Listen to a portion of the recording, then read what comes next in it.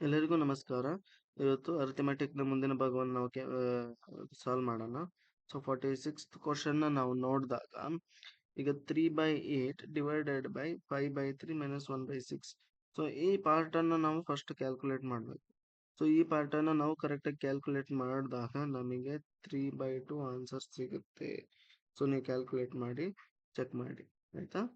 So ಈಗ ಏನಾಗುತ್ತೆ, 3/8 divided by 3/2 ಆಯಿತು. ಸೊ ನಾವು ಅದನ್ನೇನು ಮಾಡ್ತೀವಿ, 3/8 ಡಿವೈಡೆಡ್ ಬೈ ಇದೆ ಅಲ್ವಾ, ಸೊ ಅದನ್ನು ಇಂಟು ಮಾಡಿ 3/2 ಇರೋದನ್ನ 2/3 ಮಾಡ್ತೀವಿ. ಸೊ 2/3 ಮಾಡಿದಾಗ 3 ಕ್ಯಾನ್ಸಲ್ ಆಗುತ್ತೆ, 2 1s 2 4s, ಸೊ 1/4 ಬಂತು. ಸೊ 1/4 ಮತ್ತೆ 5 ಪ್ಲಸ್ 5/8, ಸೊ 5/8 ಇದನ್ನು ಮಾಡಿದಾಗ ನಮಗೆ LCM 16 ಸಿಗುತ್ತೆ. ಸೊ 4 ಅಲ್ವಾ, 4 4 16, 1 4 4, 4 ಪ್ಲಸ್ 10, ಸೊ 14/16 ಸಿಗುತ್ತೆ. 14/16 ಅನ್ನು ನಾವು ಸಾಲ್ವ್ ಮಾಡಿದಾಗ ನಮ್ಗೆ ಆನ್ಸರ್ 7/8